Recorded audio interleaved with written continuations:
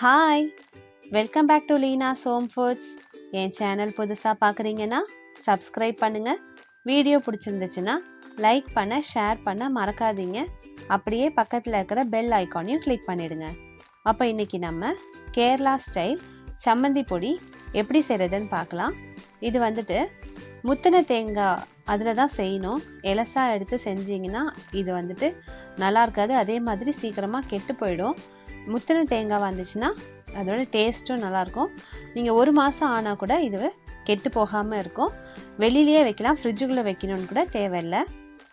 அப்போது இதை கண்டிப்பாக ட்ரை பண்ணி பாருங்கள். இப்போ இதை நம்ம செய்கிறதுக்கு ஸ்டார்ட் பண்ணிடலாம். அடுப்பில் கடாய் வச்சுக்கோங்க. கடாய் சூடானதும் நான் இன்றைக்கி ஒரு தேங்காய், நல்லா முத்தின தேங்காவாக 1 எடுத்து திருவி வச்சுருக்கிறேன். மீடியம் சைஸ் தேங்காய் தான். 6 சின்ன வெங்காயம், ஒரு லெமன் சைஸ் புளி, கொஞ்சமாக கருவேப்பிலை. இப்போ இது எல்லாத்தையுமே சேர்த்துட்டு நம்ம இதை நல்லா வறுத்து எடுக்க போகிறோம். எல்லாத்தையுமே ஒன்றா சேர்த்துக்கோங்க. ஃப்ளேம் சிம்மில் தான் வச்சுருக்கிறேன், ஹையில் வைக்கக்கூடாது. ஹையில் வச்சிங்கன்னா ரொம்ப சீக்கிரமாக கரிஞ்சு போயிடும், அது வறுப்படாது. இந்த புளி முழுசாக போடாமல் சின்ன சின்ன பீஸாக நீங்கள் இந்த மாதிரி பிச்சு போட்டிங்கன்னா ஈஸியாக அந்த தேங்காயோடு சேர்த்து இது நல்லா வறுப்பட்டுரும். பெருங்காயம் ஒரு சின்ன சைஸ் போட்டுக்கோங்க. பொடியாக இருந்துச்சுன்னா லாஸ்ட்டாக சேர்த்துக்கலாம், இப்போவே சேர்க்கணும் தேவையில்லை. கட்டியாக இருக்கிறதுனால நான் முன்னாடி சேர்த்துருக்கேன். இதில் 1 டேபிள் ஸ்பூன் அளவுக்கு வரமல்லி, முழு மல்லி இருக்குல்ல, அந்த மல்லி 1 டேபிள் ஸ்பூன் அளவுக்கு சேர்த்துட்டு இதை இப்போ நல்லா நம்ம வறுக்க போகிறோம். ஃப்ளேம் சிம்லேயே வச்சு வறுத்துக்கோங்க. நீங்கள் எந்த அளவுக்கு வறுக்குறீங்களோ அந்த அளவுக்கு நல்லாயிருக்கும், சீக்கிரமாக கெட்டும் போகாது. இதை நீங்கள் வெளியிலேயே கூட வச்சுக்கலாம், ஃப்ரிட்ஜுக்குள்ளே வைக்கணும் தேவையில்லை. வெளியிலேயே வச்சா கூட இது 1 மாதம் அளவுக்கு நல்லா தாங்கும். இப்போது இது நல்லா ப்ரௌன் ஷேடாக மாறிடுச்சு. இந்த கலர் வர அளவுக்கு நீங்கள் இதை நல்லா வறுத்து எடுத்துக்கணும். இப்போ அடுப்பை நான் ஆஃப் பண்ணிட்டேன். ஆஃப் பண்ணிவிட்டு இப்போ இதை தனியாக ஒரு பிளேட்டில் எடுத்து வச்சுக்கலாம்.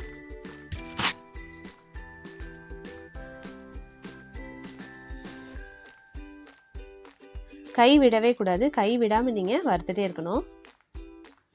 இப்போ இதை ஒரு பிளேட்டுக்கு மாற்றிடலாம். இப்போது அதே கடாயி அடுப்பை ஆன் பண்ணிட்டேன். ஆன் பண்ணிவிட்டு கடாய் சூடானதும் சிம்மில் வச்சுக்கோங்க ஃப்ளேமு. உங்களுக்கு காரத்துக்கு எவ்வளோ வரமிளகா வேணுமோ அந்த அளவுக்கு சேர்த்துட்டு இதையும் நல்லா வறுத்து எடுத்துக்கோங்க. இப்போ வரமிளகாவையும் நல்லா வறுத்துட்டேன். இதுவும் அதே பிளேட்லேயே நம்ம மாற்றி வச்சுக்கலாம். அப்புறம் அதே கடாயில் 1.5 டேபிள் ஸ்பூன் அளவுக்கு துவரம் பருப்பு அதே மாதிரி வறுத்துக்கலாம். சிம்மில் வச்சுக்கோங்க. நம்ம கைவிடாமல் இதை வறுத்துட்டே இருக்கணும், இல்லைன்னா அது கலர் ஒரு பக்கம் வறுப்பற்றும், இன்னொரு பக்கம் வறுப்படாது. அதனால் கைவிடாமல் வறுத்துக்கோங்க. இப்போ அதையும் எடுத்து தனியாக வச்சாச்சு. அதே கடாயிலேயே 1.5 டேபிள் ஸ்பூன் அளவுக்கு உளுத்தம் பருப்பு சேர்த்துக்கோங்க. இதுவும் நல்லா வறுத்து எடுத்துக்கோங்க. உளுந்தும் வறுப்பட்டுருச்சு, அதையும் பிளேட்டில் மாற்றிக்கலாம். இப்போது நம்ம வறுத்து வச்சுருக்கிற எல்லாமே ஆற வச்சிடலாம். எல்லாமே ஆறிடுச்சு. ஒரு மிக்ஸி ஜாரில் கொஞ்சம் கூட தண்ணி இருக்கக்கூடாது. நல்லா தொடச்சிட்டு நம்ம வறுத்து வச்சுருக்கிற ஆறுனதுக்கு அப்புறமா மிக்ஸி ஜாரில் போட்டு இதை இப்போ நான் பவுட்ரு பண்ணி எடுத்துடுறேன். கொஞ்சம் கூட தண்ணி ஊற்றக்கூடாது. இன்னும் நம்ம இதில் உப்பு சேர்க்கல. நான் கொஞ்சம் பவுடர் ஆனதுக்கப்புறமா இதில் கொஞ்சம் உப்பு சேர்க்க போகிறேன். உங்களுக்கு தேவையான அளவுக்கு உப்பு சேர்த்துட்டு இதை மறுபடியும் அரைச்சி எடுத்துகிட்டு வந்துடுறேன். தண்ணி ஊற்றவே கூடாது, ரொம்ப ஃபைன் பவுடராகவும் ஆகக்கூடாது.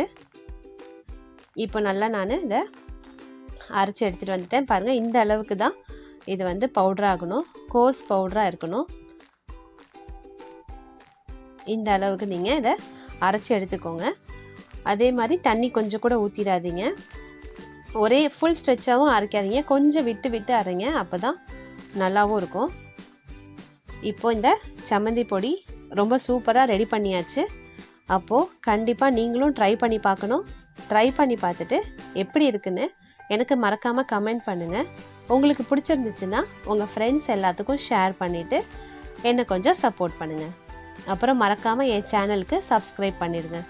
அப்போ நம்ம அடுத்த வீடியோவில் பார்க்குற வரைக்கும் பாய்.